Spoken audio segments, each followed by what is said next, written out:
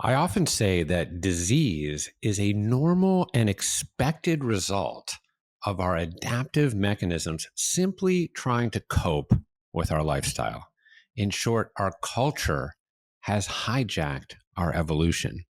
And I like to underscore this concept by leveraging my great grandfather times 600, who lived as a hunter gatherer in 10,321 BC in the area of East Africa that we now call Kenya.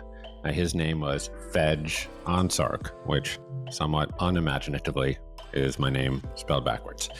Fedge's lifestyle and ecosystem mirrored those of hundreds of generations before him, and across vast swaths of time, human biology evolved in relationship to its environment.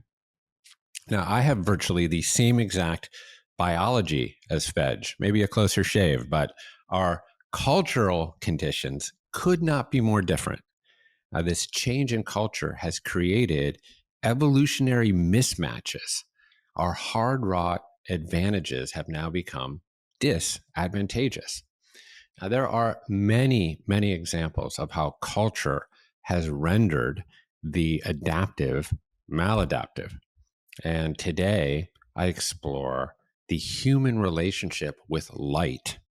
I dive into many of the ancient health conferring aspects of being exposed to the right amount of light and the right kind of light at the right times. I will also outline how our modern rapport with light, both artificial and natural light, leads to a variety of negative physiological and psychological conditions. And I will introduce protocols related to deliberate light therapy that can realign you with your adaptive mechanisms and lead to greater well-being. And I will try to accomplish this in a light-hearted manner. Now, let me begin with a guilty pleasure, an admission. I love movies. I absolutely adore documentaries and good TV series. Skylar and I were members of Netflix when they used to send you those red DVD containing envelopes via snail mail. Now, it seems like eons ago that 2 flirtatious hours of Kate Hudson and Matthew McConaughey would be delivered right to our mail slot. Now, it's pretty difficult to grok the scale of evolutionary history when I can barely remember the era of mail order rom-coms. But at that point, probably like you, I never dreamed of the day that I could simply queue up How to Lose a Guy in 10 Days or Fool's Gold on a whim. Of course, now there are hundreds of platforms that offer every conceivable movie, documentary, sporting event, and TV series on an on-demand and 24/7 basis. And of course, it's just too tempting. I mean, you're tired. It's been a long day. You're full from dinner. Just one episode of Curb Your Enthusiasm before bed, or maybe 2. After all, it's pretty good.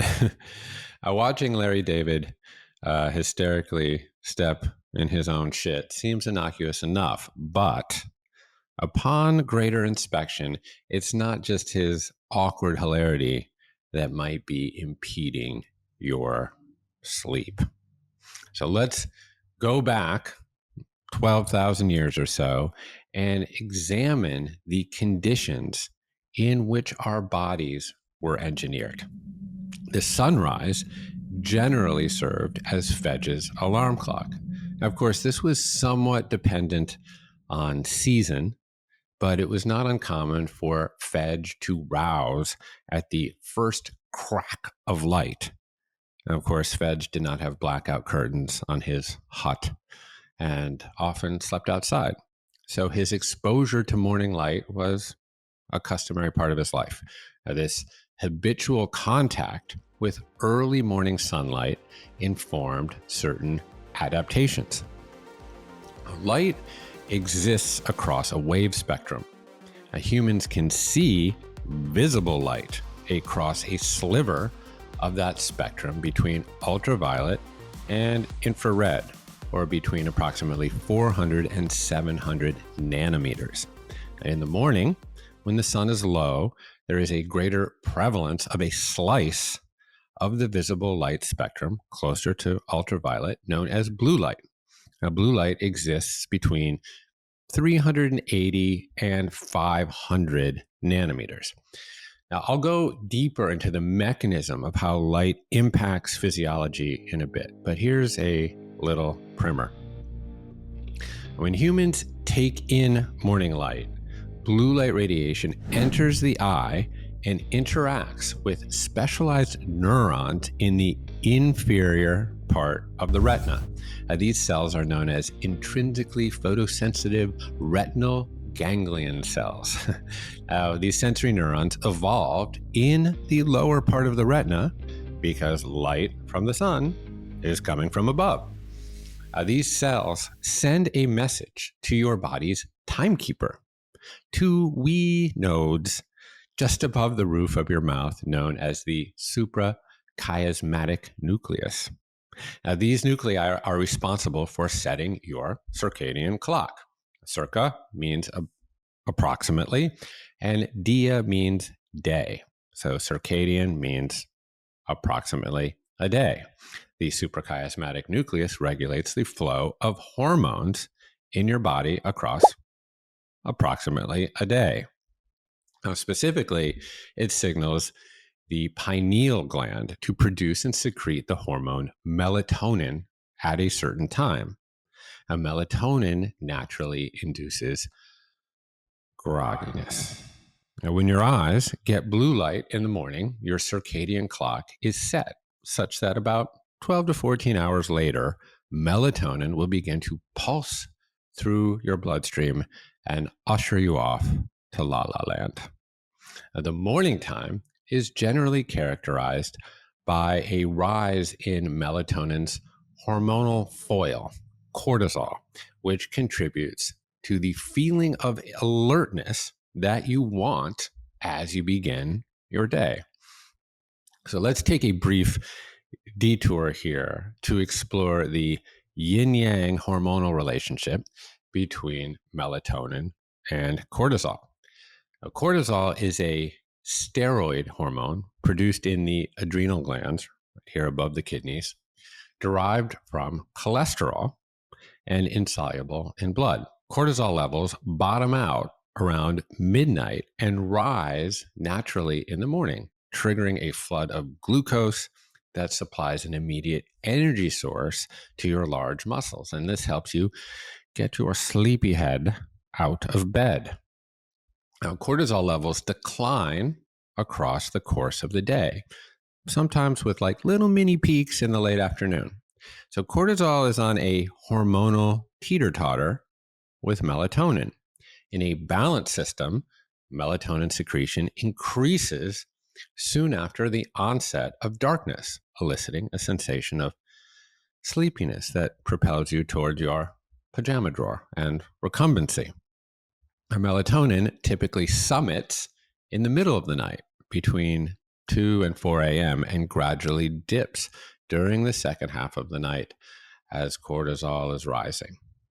Now, the dance between these two hormones are representative of the counterposing forces that exist in so many systems of the body.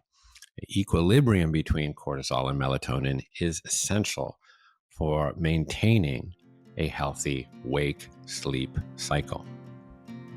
So as the sun set and darkness pervaded, Fedge and his fellow villagers would congregate socially and commune around a roaring fire.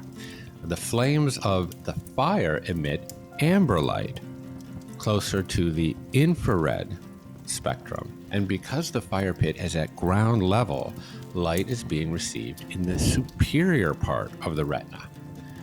Morning light triggers an endocrine response that sets our circadian rhythm, but the evening light has little to no impact. And this is not by mistake. This mechanism evolved as an advantage to maximize alertness during the day and induce sleep at night. Miracle, right? But yet again, this adaptive mechanism has been upended by the tantalizing lure of Netflix. Now, the glow discharge from your laptop or iPad is blue light. Viewing blue light at night is upsetting your hormonal balance, as the confused suprachiasmatic nucleus doesn't know morning from night except by dint of the signals it receives from the neurons in your retina. The result is, as the Beastie Boys once rapped, no sleep till Brooklyn or anywhere else. 1 in every 3 Americans report symptoms of insomnia, and 10% have chronic insomnia disorder, which occurs at least 3 times per week for at least 3 months. I was once there, and it sucked. Of course, Larry David cannot be blamed for the global scourge of insomnia. Stress, sleep apnea, alcohol, and caffeine overconsumption can also contribute to poor and disrupted sleep. So, what are the knock-on impacts of poor sleep? Well, the answer to that question requires an entire episode, or maybe 5, but here is a brief glimpse. The cumulative long-term effects of sleep loss and sleep disorders have been associated with a wide range of deleterious health consequences, including an increased risk of hypertension, diabetes, obesity, depression, and cardiovascular disease. And we also know that memory consolidation appears to take place during REM sleep, so the second half of the sleep cycle. But we don't completely understand the mechanism there. Sleep also activates the glymphatic system, the brain's version of the lymphatic system that is responsible for repair of brain tissues. Now, this glymph is responsible, among other things, for cleaning out beta amyloid proteins that are highly associated with Alzheimer's disease. Now, there are many mysteries regarding sleep. Now, at first glance, it doesn't appear particularly adaptive. Now, we're not procreating, we're not eating, and in slumber, we are susceptible to predation. That said, when we disrupt our circadian balance and our homeostatic drive towards sleep, disease knocks at the door. And all of the conditions elicited by disrupted sleep, from disease to mere daily crankiness, should curb your enthusiasm. Okay, so let's take a deeper look into the nature of light. The sun will come up tomorrow. A little orphan Annie, among others, offered us this optimistic reminder. Indeed, light is one of the few things that we can count on. It gives dependably and unconditionally, and it requires no ether or anything else to carry it. It has a singular gear that propels it constantly at 186,300 miles per second. Now, photons are units of light that hurtle toward Earth as a product of the fusion of hydrogen nuclei in the sun. This one-way travel time of a quanta from sun to Earth is approximately 8 minutes and 20 seconds. If you were vacationing on Jupiter, it's nothing I'd recommend, given the average surface temperature is about negative 166 degrees Fahrenheit. You'd need to wait an additional 35 minutes to observe that same light packet. And in that, you've basically just grokked the theory of relativity. Now, light is measured in lux, which is Latin for light. It is a relatively quaint and antiquated metric. 1 lux is equivalent to the illumination that would exist on a surface, all points of which are 1 meter from the flame of a candle.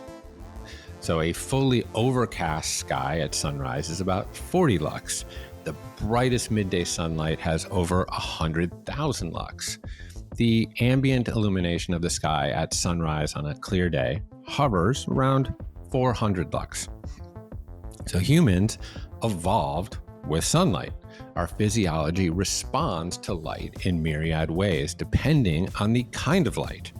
Now, light exists across a wavelength spectrum measured in nanometers, or 1/1000th of a meter. On one side of the spectrum, there is ultraviolet radiation, commonly referred to as UVC, UVB, and UVA, spanning the distance between 100 and 400 nanometers. And on the other wing of the spectrum, we have infrared radiation. And infrared light has wavelengths longer than ultraviolet or visible light, but shorter than those of terahertz radiation microwaves, for example. And more specifically, infrared light encompasses the following wavelength ranges. There is near infrared, and that ranges from about 760 nanometers to 1400 nanometers. Short wavelength infrared ranges from about 1400 to 3000 nanometers. Mid-wavelength infrared ranges from 3000 to 8000 nanometers. Long wavelength infrared ranges from about 8,000 nanometers to 15,000 nanometers. And far infrared ranges from 15,000 nanometers to 1 million nanometers, or a millimeter. Now, stuck in the middle, like ham in a sandwich, is visible light, the segment of the electromagnetic spectrum that the human eye can see. And a typical human eye will respond to wavelengths from about 380 to about 750 nanometers. So each of these light bands has different properties and different human applications. So let's start with blue light and the circadian rhythm. Now, blue light, once again, is a segment of the visible light spectrum between 380 and 500 nanometers. The amount of blue light in the sky varies throughout the day. However, due to the way our atmosphere scatters sunlight, blue light is particularly noticeable during the blue hours of dawn and of dusk. Now, the blue hour refers to the period of twilight in the morning and in the evening when the sun is just below the horizon. And at these times, indirect sunlight is evenly diffused and can give that beautiful blue shade. A blue light, as I've described, has a specific impact on human circadian rhythm. Now, our circadian rhythm is famously associated with the sleep-wake cycle, but also bears additional responsibilities. It regulates hormone production and secretion, hunger and satiety, metabolism, antioxidant production, and body temperature. Okay, so blue light, specifically in this little range between 460 nanometers and 484 nanometers, can set your circadian clock. Now, when humans get up in the morning, blue light radiation, again, enters the eye and interacts with these specialized neurons in the inferior or lower part of the retina, known as intrinsically photosensitive retinal ganglion cells. These sensory neurons evolved in the lower part of the retina because light from the sun is coming from above, the superior field. These cells then send a message to your body's master clock, a pair of small nuclei in the hypothalamus of the brain above the optic chiasma, known as the suprachiasmatic nucleus. Now, the suprachiasmatic nucleus regulates the flow of hormones in your body across approximately a day.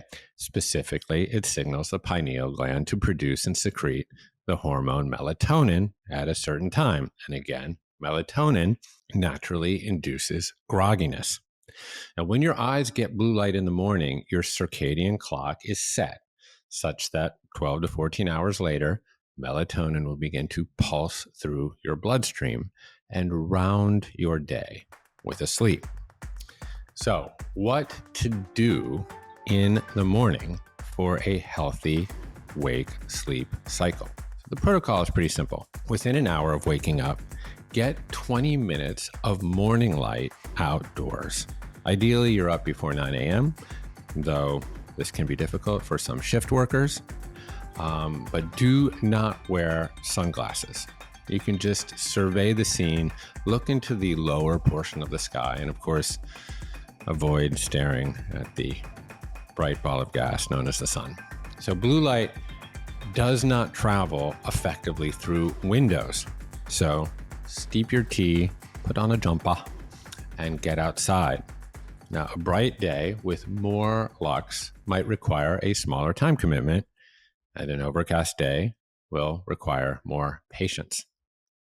If natural light is not an option due to your schedule or geographic location, light therapy lamps can be used. Now, these lamps are often dubbed SAD lamps, as they also address seasonal affective disorder that is common in winter in the farther reaches of the northern and southern hemispheres. Now, these lamps provide a measured amount of balanced spectrum light, often around 10,000 lux, and can be used to stimulate a morning light response.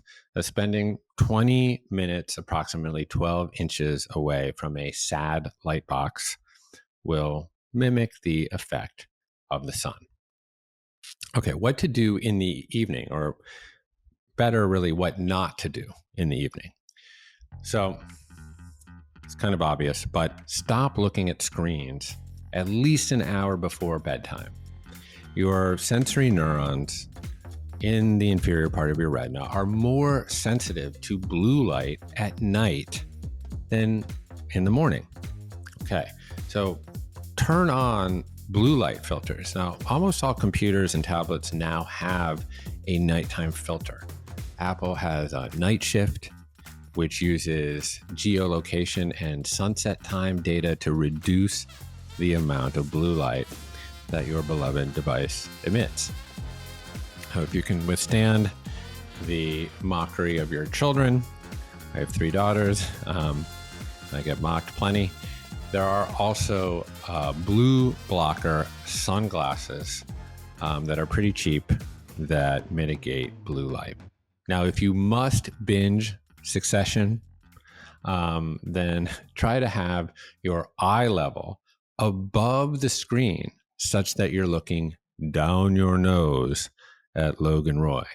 Now, you may already do this for moral reasons, but your blue light sensitive neurons evolved in the inferior part of your retina. So while it doesn't eliminate the impact, it's better if the screen is in the inferior field, so below your eye gaze, right? Have amber lights at floor level for mid-evening peepees. I'm 52, often get up in the middle of the night. Just avoid turning on a harsh overhead light, particularly an LED light, when nature calls. Now, while LED lights are much more energy efficient than incandescent bulbs, and that's an important attribute, they also produce much more blue light. So many companies now produce amber LED bulbs, which mitigate some blue light. So in general, avoid overhead lighting at night and go dim and amber. Now, blackout curtains or curtains that block overhead light are also a solid option for your bedroom. I guess while we're at it, here are some other tips for good sleep hygiene. Try to take your last bite of food, ideally 3 hours before you go to bed. Now, you're going to go to sleep this way with your food mostly digested, and this really helps the body maximize its restoration and repair processes like autophagy. So keep it cool. Skylar has banished any heat at night. So turn off the heat, or if you can, set your thermostat between 60 to 66 degrees Fahrenheit. Exercise. Get regular exercise. Obviously, nothing too vigorous close to bedtime, as that's going to peak your cortisol levels, etc. But a good walk after dinner is great and acts as a glucose sink. Meditation will quiet the mind as you move from the bright, busy yang state of the day into the dark, tranquil yin state of the night. Now, you can use the breath as described in many of my videos that can move you into your parasympathetic nervous system. A 4-7-8 pattern, for example, in which you count 4 on the inhale, hold for 7, and exhale for 8, will decrease heart rate and decrease respiratory rate and move you into a state where you're ready for sleep. And of course, unfortunately, not too much, if any, wine or beer or tequila. Okay, let's talk about infrared light and melatonin. Now, while melatonin is most celebrated as a sleep hormone, it also is a double agent. It double agents as a powerful antioxidant. Now, an antioxidant is a substance that can prevent or slow damage to cells caused by free radicals, these unruly molecules that the body makes as a product of energy creation and in reaction to toxic environmental forces. Now, when unchecked, free radicals badly damage cells and their mitochondria and can cause oxidative stress. So melatonin is a direct scavenger of free radicals and reactive oxygen species, ROS. This means it can neutralize these harmful substances and reduce oxidative stress, which is associated with aging and so many chronic diseases, including cancer, neurodegenerative diseases, cardiovascular disease, and diabetes. Now, melatonin is particularly effective in protecting mitochondria, the energy producing parts of cells, which are particularly vulnerable to damage from free radicals. Now, melatonin can also stimulate the activity of other antioxidant enzymes like glutathione in the body, enhancing the overall antioxidant defense system. Now, we're already aware that melatonin is the hormone of darkness secreted by the pineal gland at night, but free radicals don't just operate under the cover of night. They are wreaking plenty of daytime havoc. So, how does your body protect itself during the day? Well, it turns out that near infrared radiation from the sun directly activates the production of melatonin at the subcellular level. Now, you cannot see near infrared radiation, which registers between 760 and 1400 nanometers on the wave spectrum, as it's outside the parameters of visible light. But your sensory neurons can feel it as warmth, even through your shirt. The longer low frequency wavelengths of near infrared radiation more easily penetrate objects, just like the low end bass frequency waves of the sonic spectrum emanate out of window tinted gold rimmed SUVs. So infrared radiation penetrates into your body's tissues up to 8 centimeters into the cells and even into your mitochondria. So why is this important? Well, your mitochondria are the energy producing organelles in your cells that generate the energy currency known as ATP. Now, it accomplishes this through a series of highly complex operations. Now, one of the stages of energy production, the second stage, or cellular respiration, is called the Krebs cycle. Now, one of the primary byproducts of the Krebs cycle is NADH, packaged reduced electrons that subsequently zip around the inner membrane of your mitochondria. It's central to energy production. Now, at the end of this electron chain, there is an enzyme that catalyzes a reaction in which leftover electrons combine with oxygen to form the byproduct of water. Now, the responsible enzyme is cytochrome C oxidase, CCO. So just like hectic factories can sometimes produce defective products, the process of energy making doesn't always function to perfection, and free radicals like superoxide and hydrogen peroxide are made at the mitochondrial level. Now, near infrared radiation penetrates the skin and reacts with CCO. Now, this excitation stimulates the production of melatonin at the mitochondrial level. In fact, 95% of your melatonin is produced on site in the mitochondria and is consumed locally to blunt the impacts of free radicals. It's amazing.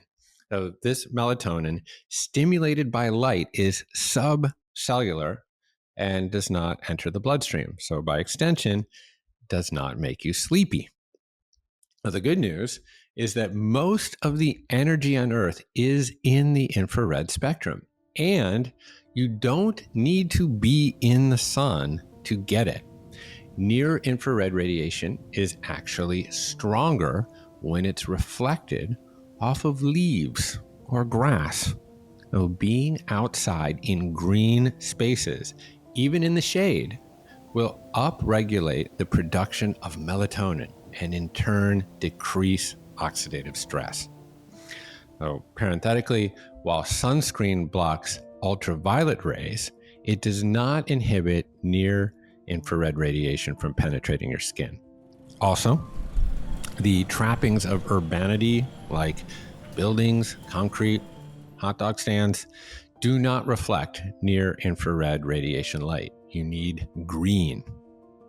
So this interplay between near infrared radiation light and your mitochondria might be one of the primary reasons why people who spend more time in nature have significant reduced risk of type 2 diabetes and cardiovascular disease, as well as less stress and lower blood pressure. As if we needed yet another reason to be in nature. Okay, let's talk UVB, or not to be. So ultraviolet B radiation is a double-edged sword. It has both beneficial and harmful effects on the body. Thus, finding the right balance of ultraviolet B is key to health.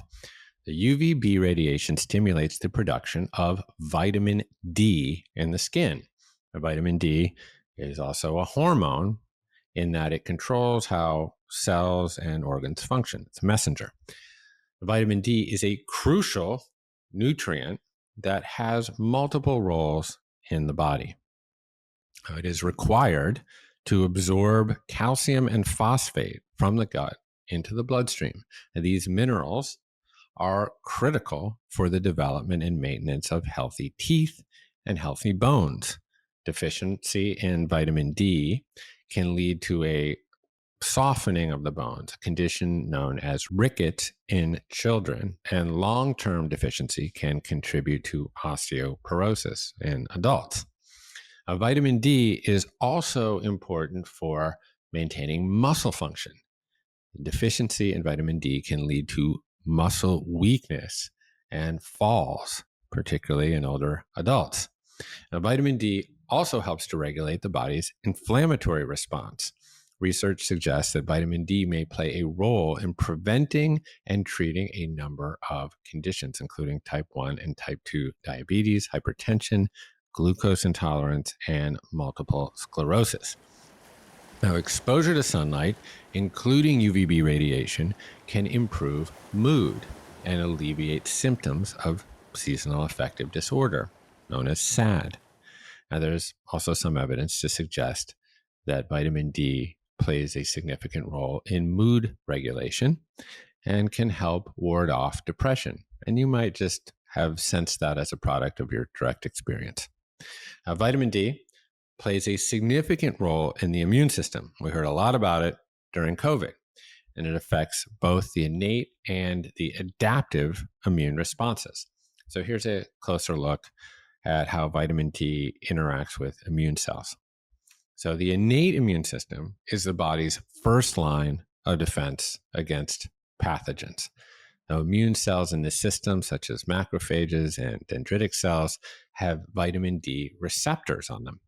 So when these cells are exposed to pathogens. They can increase the expression of the enzyme required to convert the inactive form of vitamin D in the body, 25-hydroxyvitamin D, to its active form. Now, once activated, vitamin D can stimulate the production of antimicrobial proteins that kill pathogens and reduce inflammation. Pretty cool. The adaptive immune system involves T cells and B cells that respond to specific antigens and have memory capabilities, meaning they can provide long-term protection against specific pathogens. Now, vitamin D can help to regulate the adaptive immune system, promoting a balance between different types of T cells. This can help prevent an overactive immune response and reduce inflammation. Now, vitamin D can also inhibit the proliferation of B cells, which produce antibodies, and reduce the production of pro-inflammatory cytokines, which are substances secreted by immune cells that can cause inflammation. The vitamin D keeps the porridge of the immune system just right, enhancing the body's natural defenses against pathogens, while also preventing overactive immune responses like the cytokine storms that we heard about during COVID that lead also to chronic inflammation and autoimmune diseases. So most of us enjoy a day frolicking on the beach, sunbathing, and perhaps sipping a tropical drink from a bamboo tumbler. But there are some significant cons to getting too much UVB radiation. Excessive exposure to UVB increases the risk of skin cancer, including melanoma, the most dangerous type of skin cancer. UVB radiation also accelerates skin aging, leading to wrinkles and age spots and loss of skin elasticity. UVB radiation can cause damage to the eyes, increasing the risk of conditions like cataracts and corneal sunburn. Yes, even your eyes can get sunburn along with the rest of your body, which can cause pain and skin peeling and, in severe cases, blistering. So the question is, what is the proper amount of time to spend in the sun? Well, oddly, it's completely bio-individual and determined largely by how much melanin that you have. Now, melanin is the pigment responsible for the color of your skin, your hair, and your eyes. It plays a critical role in protecting the skin from the harmful effects of ultraviolet radiation from the sun. However, melanin's protective property also influences the synthesis of vitamin D in the skin, which is triggered by exposure to UVB radiation from the sun. Melanin absorbs UV radiation and dissipates it as heat, providing a natural protection against sunburn and against skin cancer. The more melanin in the skin, the darker the skin color, and the more protection there is against UV radiation. Now, while melanin's ability to absorb UV radiation protects people on a skin basis from damage, it also reduces the skin's capacity to produce vitamin D. When UVB rays hit the skin, they interact with a form of cholesterol in the skin, which starts the process of vitamin D synthesis. But if those UVB rays are absorbed by melanin, fewer of them are available to start the vitamin D production process.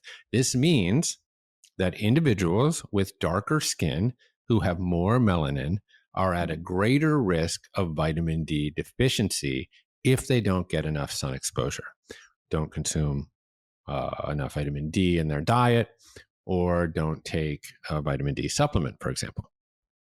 So this is a prime example of the trade-offs and intrinsic balances in human biology.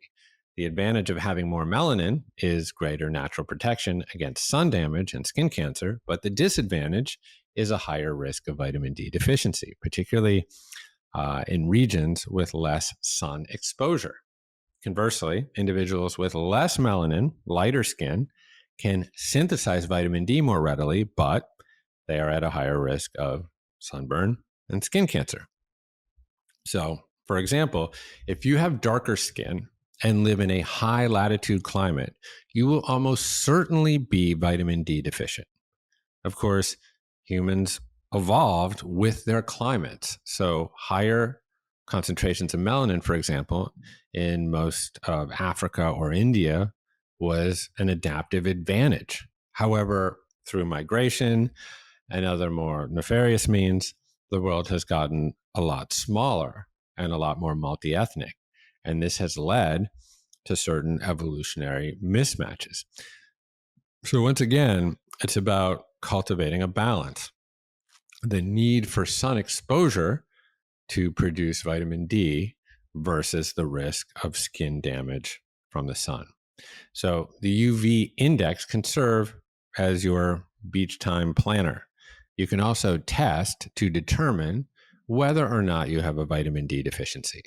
The optimal levels fall between 50 to 100 nanograms per milliliter. Levels below 20 nanograms per milliliter are considered deficient. Unfortunately, supplementation of vitamin D is pretty easy and relatively cheap. The recommended daily maximum limit of vitamin D in healthy people is 4,000 to 5,000 international units. That said, it's pretty hard to overdose. Vitamin D toxicity, also called somewhat ridiculously hypervitaminosis D, is a very rare but potentially serious condition that occurs when you have excessive amounts of vitamin D in your body. Now, humans are completely dependent on the sun. Without its electromagnetic energy, there would be no photosynthesis, and by extension, no plant growth, and animals as heterotrophs need plants for food. We also need oxygen, which is a byproduct of photosynthesis. Now, our last great extinction, 65 million years ago, was caused by a huge meteor crashing into the Yucatan Peninsula, and this impact triggered a nuclear winter that blocked the sun's rays and wiped out 80 to 90% of living species. So, alongside this reliance, humans have also evolved with the sun. We developed these amazing adaptive mechanisms in relationship with our solar system's only star. Our circadian rhythm and our endogenous antioxidant and vitamin D production are examples of our evolutionary rapport with chemical reactions occurring 93 million miles away. It's pretty amazing. So I hope that was helpful. Thanks for listening to this episode of Commune, and please subscribe to get more videos about health and well-being.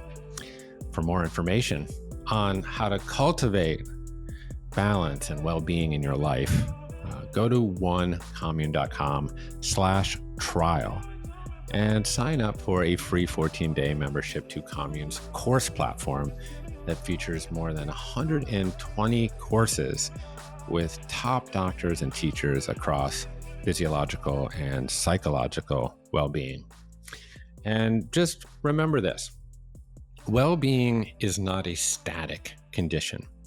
Physiological balance exists across a spectrum and is in constant flux in relation to its environment. You don't control all the elements of your ecosystem, but you do have agency. You can adopt the protocols that induce healing, the movement toward wholeness. Okay, that's all from the Commune for today. My name is Jeff Krasno, and I am here for you.